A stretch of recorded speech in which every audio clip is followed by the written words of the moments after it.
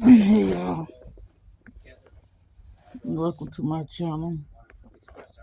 Rayshee just got up. Thank you.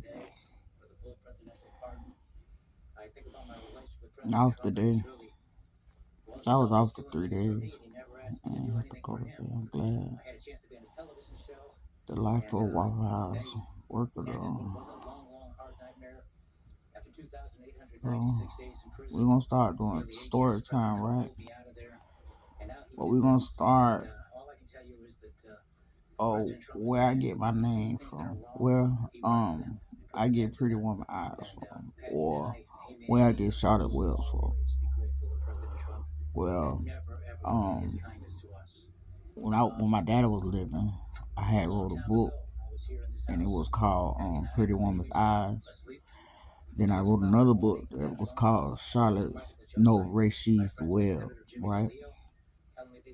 So I had wrote both of these books when I was up there with my daddy, and I had got like probably 5 or 6 chapters in it. I never did get to finish it because when I went back when my daddy was dying, I went back to go to see like what was going on. So when my brother, because my brother is Ray Lewis,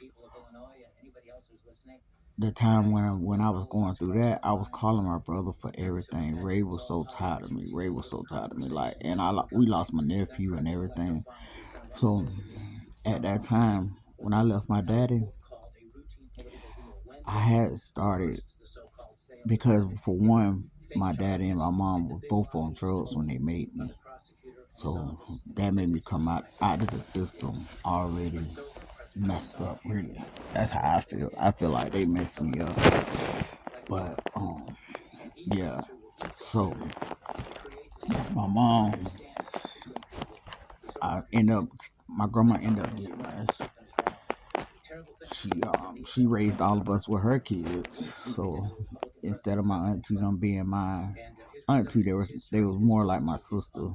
My uncles more like my brother. They always took care of us. My auntie, she did more for me than anybody done for me. Um, when I was younger, I used to always run and everything that my auntie did, I did it. With my sisters was very protected over me. Like my older sister, she's very protected over me. She didn't really let me do as much as I thought I wanted to do. So living in the life of I was young. I had 2 sisters. My mom was on drugs and my dad was on drugs too. So I moved it. My grandma moved us in when I was around about 5. So my grandma took us in because my mom was leaving us everywhere, and my older sister would have to babysit us. My older sister would be able to do anything because she had to take care of us. She had to make sure we ate. She had to make sure everything. So all of those years coming up, I say around about 15, 16, that's when I started trying to smell myself really. My mom was still in the street, so we was trying to. I used to go find her. Like I look for my mama everywhere, every day. I go look for my mama. So once I did find my mama, I would be so happy. I'd be so happy, and then she'll come home for a couple of days, and then she'll leave again. And when she leave again, I'm right back upset. I'm right back crying and everything. So I go for a couple of days without my mama because my mama was the one that would let me do whatever. She would let me do what I want to do, but she would let me like really enjoy myself really, or she'll take me places and stuff. My grandma ain't play that shit. My grandma kept me in the house. She won't let me do nothing. I'm glad she did. Yeah. So just growing up with my sisters, my aunties, everybody, I started dating, started having all kind of little parties and stuff. I remember us having lingerie parties, and we never did nothing. We just used to have parties. Me and my friends used to always have parties. So then I got older. I got pregnant with my first child in 11th grade, my oldest one. But I had lost that baby and turned around and got pregnant with Turtle. I lost my baby trying to go find my mama. I was looking for my mama everywhere. I couldn't find her. And I had walked from one side of the city to the other side of the city looking for my mama. It was a football game that night, and I wanted to go to the football game, so I was asking my mama for money and for her to come home so I could go because my grandma wouldn't let me go.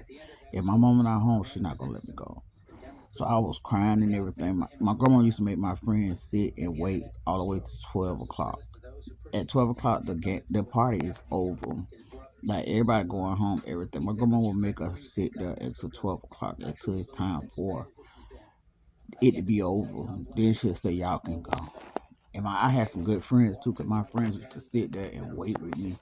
They never really like left me or nothing. They was always there with me. So if grandma didn't let me go, my friends would come to the house and we'll have parties at the house. That's what we did. We hung out like that. My mama, and then we started babysitting. That's what got me. I started babysitting for my sister, and my sister started paying me all this good money because she was getting paid good money. So I was babysitting for her. I was getting paid good money. She kept me with, I ain't gonna lie, she kept me with food stamps. She kept me with everything. So I was straight. My sister kept me in clothes. My auntie they kept me dressed up, everything. So whatever my mama didn't do, I did get it back. You feel what I'm saying? So after all that, growing up, I used to be working all kind of jobs, all type of stuff. I dropped out of school at 11th grade. I would have graduated because I was smart. I was real smart. But I dropped out because I was having a baby, and then was having a baby. And after I had the baby, I had nobody to babysit the baby because back in the days they say, "Oh yeah, you get pregnant, you have a baby, you gonna have to take care of your own baby." I'm not capable. I'm not taking care of the baby. That's how black folk were. We're not taking care of your baby. You laid up and made it, so you got to take care of it. So I had to drop out. I dropped out in 11th grade. I had all A's too, straight A's when I dropped out. But I had to take care of my baby. And at that time, they had a program where we can go and take the baby with us to school. Because when my friends was pregnant, they was able to bring their babies to school. But when I got pregnant, they took all of that out of the schools. We couldn't take the babies to the school. We couldn't. They didn't give us daycare. They didn't give us nothing. So nobody was not gonna babysit because for one, I'm the babysitter. So how I'm gonna get somebody else to babysit my kids when I'm the one that babysit everybody else's kids? So after that, it was just so much stuff that was going on by. It was like I went from doing good, going to school to raising a child. Because not only am I raising a child, I was already raising three of them because my nieces was like my kid. My nieces is mine. You feel what I'm saying? So I loved my nieces, but I raised my nieces. Oh, I kept my nieces up and with my sister and everything, and I made sure that they was good. And I be darned when I had my kids, my nieces did the same thing. My nieces came back and babysit my kids for me while I can go to work to help them. We did that for a while. That's how my family used to be. My family used to always be. We stood together. As far as if one had to go to work, the other one would babysit. If the other one had to go to school, the other one would babysit. That's how we did it. We had it together like that, and we for all that time we did what we had to do. As far as being parents, because we was darn near single parents. Even though we had the daddies around, we was really single parents because we didn't care. Like whatever we had to do to take care of our kids, that's what we did. We worked a lot too. So okay, I had my three kids. 2006 I had my last one. That was Avalon. When I had him, as I was paralyzed for 2 months after having him.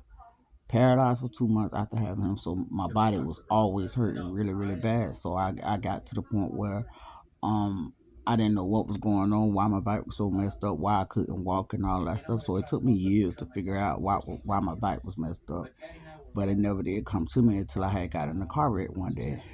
And I got in the car wreck, and this is with my friend, with my cousin. We got in the car wreck, but it was a fender bender. It was like a little small little hit. It wasn't no big hit, but my bike was hurting real bad. So it was time for me to go have my last baby, Avalon. And when I went in labor with him, by Bam being so big, he pushed him to a whole nother side. So I couldn't even go in labor really. When I did finally did, I was in labor for a whole 2 days, but it wasn't no baby coming. So went to the hospital. They gave me emergency surgery. My grandma come in there. She tell them tie her tubes right now. Tie her tubes. I wish I would have never tied my tubes, but my grandma said tie my tubes right now. So I listened to her. I tied my tubes. Don't come right there. What is it? Stop!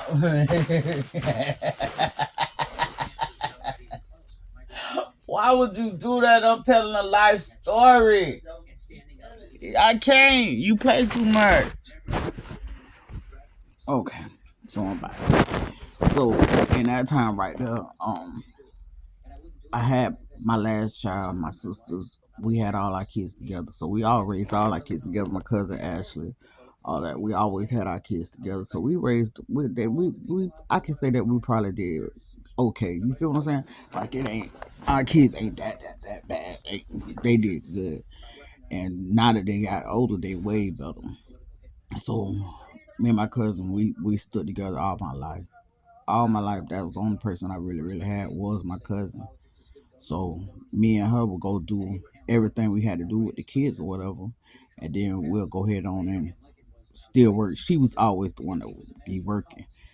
So after that, that's when after I had Avalon, that's when I got introduced to the drugs. That's when I did. I never knew what it was, though, but we had some friends that didn't know what it was. We didn't know what it was. All we knew it was colorful. It was really pretty. Like, and we didn't know.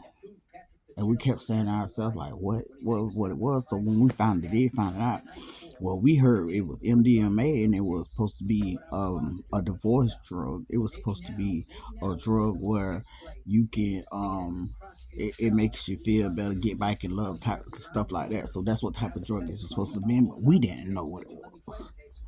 When we first introduced to it, we had so much stuff. We had all that shit. So we didn't know what it was. So me at first, I didn't never bother with it because I was still pregnant with Doodle. But the minute I had Doodle, that's what I was running to. So this is part one of what happened. What is Rayshee's Web,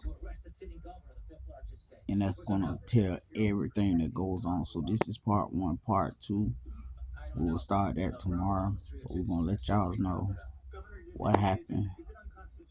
But we're gonna have a storyline and tell y'all exactly what went on in my life, exactly what went on with me and my kids, everything. So today we started out on where did I get to? I got to when we first got introduced to the drugs. That's the problem. When we first got introduced to the drugs. So at that time they was different too. Nobody knew what the hell we was taking. But it made you feel so good. But we like, okay, I like them. I like them. It took me years. It took me all the way to 2024, 2023 to stop. It took me a long time. It was a struggle. But this is part two. Come back for parts. I mean, this is part one. Come back for part two.